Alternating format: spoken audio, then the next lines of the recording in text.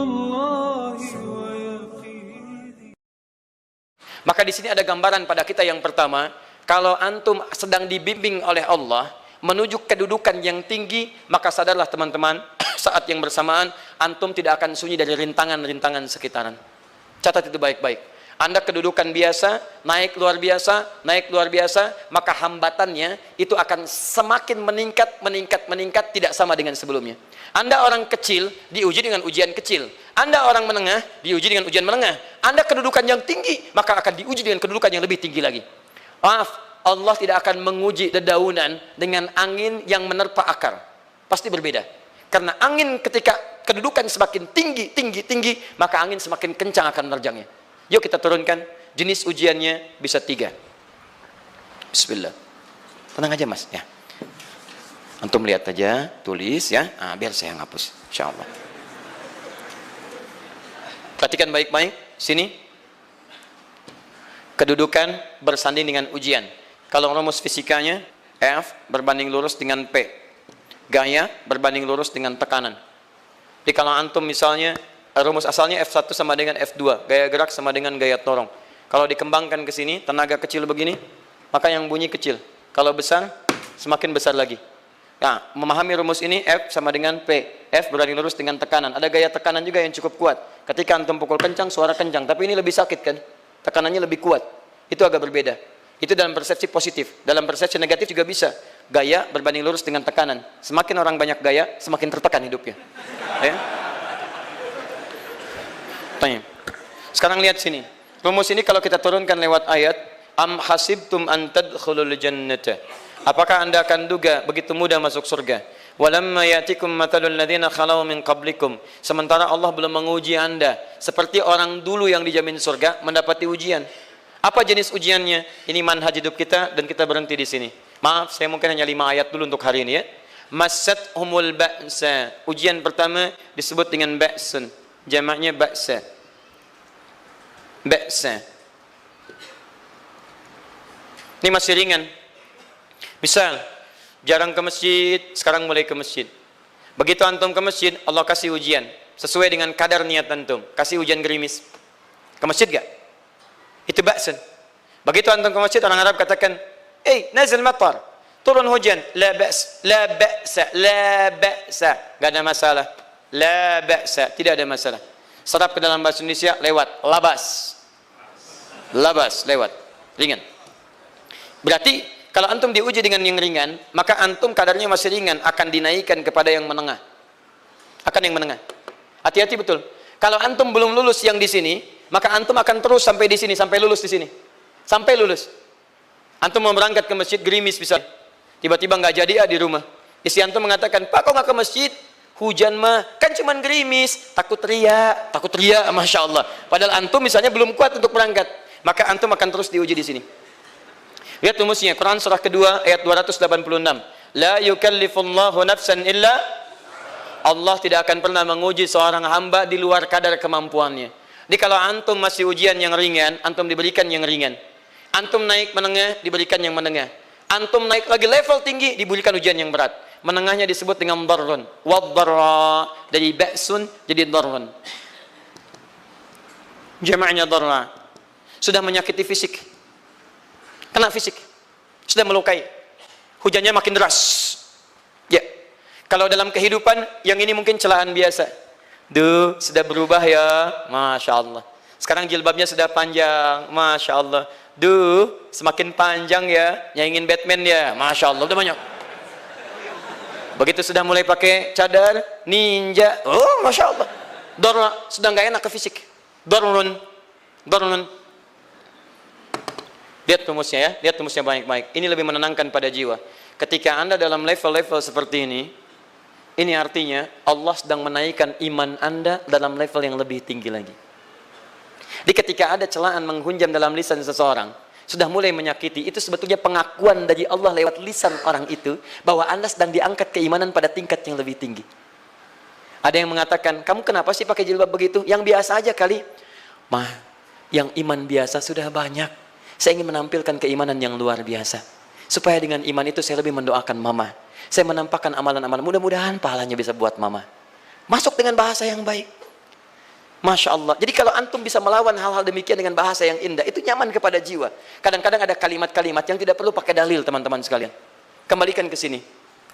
Terakhir, wazulzilu zilzal. Zulzilu zilzal. Gempa, goyang. Dia ada ujian yang bisa menggoyangkan diri kita, membuat gempa hati kita. Antum sudah nggak kuat, kadang-kadang jalan sempoyongan, padahal nggak ada gempa di luar, cuman hati kita kayak kena goncangan. Diserang sana, serang sini, nggak bisa tidur, nggak bisa makan, tawarin ini susah, itu susah. Wazulzilu. Bahkan hatta yaqula Rasulullah walladzina amanu ma'ahu mata nasrullah. Sampai-sampai Rasul SAW, bahkan orang-orang beriman, bahkan yang setelahnya bisa mengatakan, kapan ini berakhir? Akan tiba masa Anda mengalami satu situasi sampai Anda mengatakan, kapan berakhirnya yang seperti ini? Serang, serang, serang. Perhatikan, jika Anda berada pada level ini, saya ucapkan selamat kepada Anda.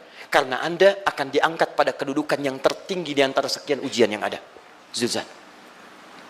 Artinya Allah akan naikkan Anda pada derajat yang tinggi. Karena hukum ujian tadi, la yukallifullahu nafsan illa wus'aha. Allah nggak akan menguji seorang hamba di luar batas kemampuannya. Jadi kalau Anda sudah dipandang oleh Allah siap menerima yang ini, maka Anda akan diberikan zilzal. Kalau Anda nggak mampu, Anda hanya akan diberikan darra atau ba'sun.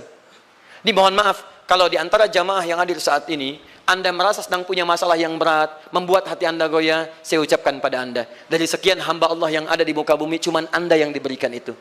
Artinya Allah akan mengangkat derajat Anda. Ayo bahagia. Dan yakinlah, bukan orang lain yang dititipkan, Anda yang diberikan. Allah percaya pada Anda, kenapa Anda tidak yakin? Bukan orang lain. Jadi mustahil Allah memberikan ujian berat kalau Anda nggak sanggup. Karena cuma Anda yang sanggup, Anda yang dikasih. Makanya jangan mengeluh.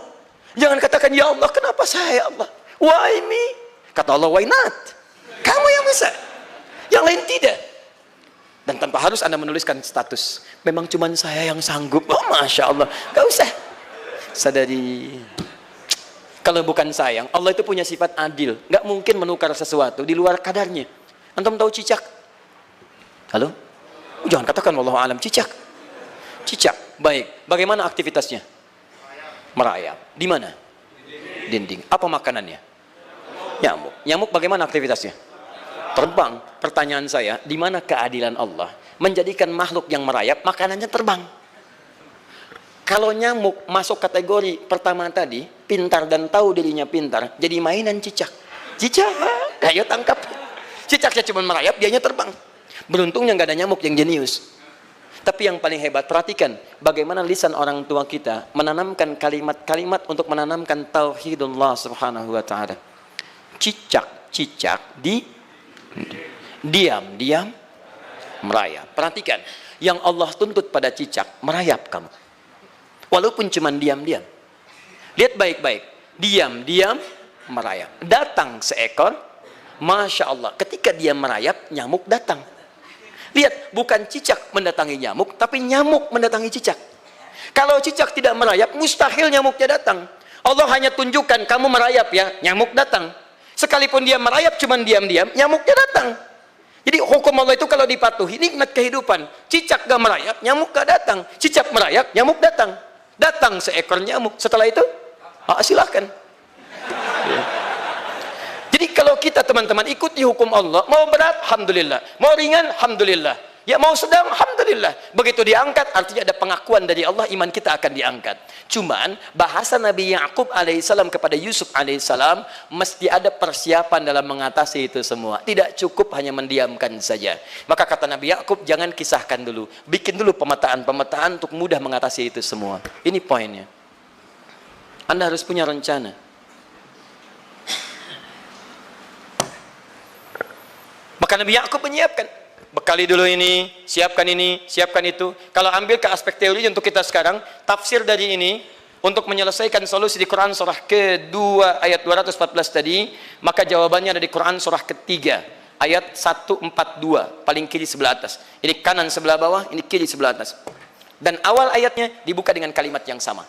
Perhatikan, Al-Baqarah ayat 214 kalimatnya menggunakan am hasibtum an tadkhulul jannah. Ali Imran 142 am hasibtum an tadkhulul jannah. Yang Al-Baqarah itu ujiannya, walamma ya'tikum mathalul ladzina khalau min qablikum masathumul ba'sa wad-dharra waz-zulzilu. Yang Ali Imran itu solusinya.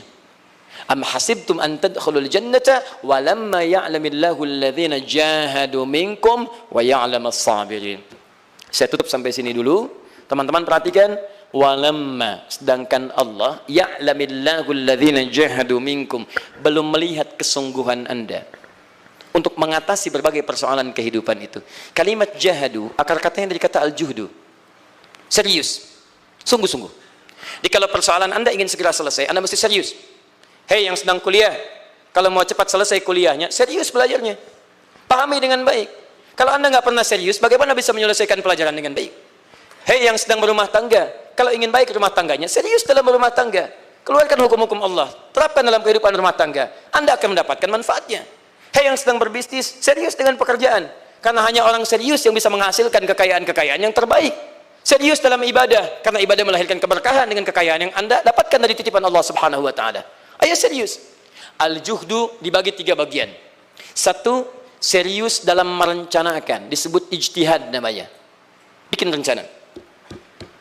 Misal, maaf, tadi dalam keluarga, kalau diambil kedudukan Yusuf alaihissalam, antum tempatkan itu pada porsi pertama sebagai target. Misal, Yusuf diberikan kedudukan oleh Allah. Bagaimana anak saya punya kedudukan walaupun tidak sama dengan Yusuf alaihissalam? Cari, rencanakan, buat pemetaan. Di masa depan anak saya mesti punya kedudukan. Apa? Kalau dalam kedokteran, kedudukan dokter yang terbaik. Kalau dalam bisnis, pengusaha yang terbaik. Misal, kalau dalam pemerintahan, jangan tanggung-tanggung, jadi presiden, jadi itu. Anda turunkan kemudian pendidikannya dari situ. Ijtihad direncanakan. Masuknya lewat sini, lewat sini, lewat sini, lewat sini. Seperti kemudian, maaf, Hannah dengan Imran, rahimahumullah, merencanakan hasil yang terbaik untuk Maryam, bahkan sejak dalam kandungan. Quran surah ketiga Ali Imran dari ayat 35 sampai 37, paling kiri pertengahan sampai bawah. Idz qalat imra'atu Imran rabbi inni nazartu, bahkan nazartu ma fi batni muharrara, saya bernazar anak saya yang lahir ini akan punya kedudukan dekat dengan Allah Subhanahu wa taala. Di sejak bayi direncanakan mau jadi apa. Setelah itu apa? Jihad. Jihad itu kesungguhan dalam mempraktekkan, mengaktualisasikan konsep yang sudah dibuat. Jangan sampai cuma berdoa, tapi doanya tidak disandingkan dengan ikhtiar, nggak nyambung. Makanya ketika lahir, ada jihad, jihad dengan doa. Falamma wada'at saqalat rabbi inni wada'tuha untha, ayat 36-nya. Wallahu a'lamu bima wada'at wa laysa dzakaru kal untha. Lihat, wa inni sammaituha Maryam wa inni u'idzuha bika wa dzurriyyataha minasyaitonir rajim. Doa. Setelah berdoa apa? Teruskan. Bagian akhirnya ayat 37-nya. Maaf teman-teman, tidak cukup dengan doa. Karena Maryam masih dekat dengan Allah, punya kedudukan, dia mesti dirawat oleh orang yang paling saleh. Cari Nabi Zakaria, orang saleh. Mesti merawat. Tempatnya mesti netral dari keburukan, bikin mihrab. Jadi tempat dibuatkan, orang saleh merawat, doa dipanjatkan, doa berbanding lurus dengan ikhtiar. Apa yang terjadi? Ayat 37-nya. Fataqabbalaha rabbuha biqabulin hasanin wa ambataha nabatan hasana. Maka Allah Subhanahu wa taala menerima usaha orang tua ini. Doanya diterima, ikhtiarnya diterima. Jadi kalau antum mengambil ayat tadi, diterapkan dalam kehidupan, rencanakan teman-teman sekalian. Anak mau sekolah di mana? Mau jadi apa? Turunkan ke bawahnya. Oh, dia mau jadi dokter, dokter yang hafal Quran, turunkan. Pendidikannya di sini, di sini, di sini, di sini sampai paling kecilnya. Siapa gurunya yang dekat dengan Allah? Sekolahnya yang menjauhkan dari hal-hal keburukan, sampai satpamnya soleh, securitynya soleh, koperasinya orang-orang soleh, gurunya orang-orang soleh. Hadirkan. Kalau ikhtiarnya sudah nyambung dengan doa, maka fataqabbalallah, qabbalallah.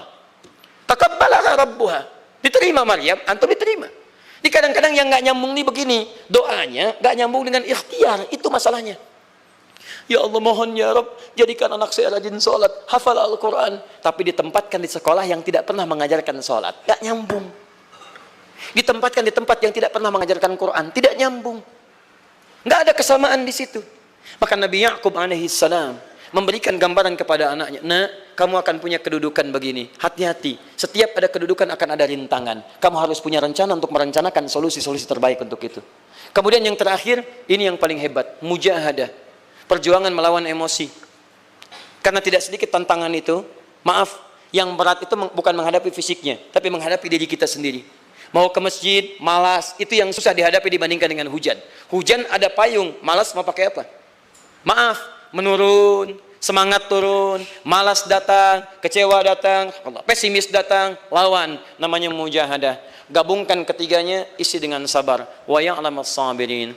Manhaj itulah yang diberikan kepada Yusuf, sehingga Yusuf nanti mengalami tahapan-tahapan kehidupan sampai dengan beliau mencapai puncak tertinggi, disebut kemudian menjadi Al-Aziz, dan disitulah kemudian terbukti mimpinya. Setelah 40 tahun atau 80 tahun disebutkan dalam satu riwayat, maka terbuktilah mimpi ini punya kedudukan bapak ibunya beserta saudara-saudaranya sujud di hadapan Yusuf alaihissalam.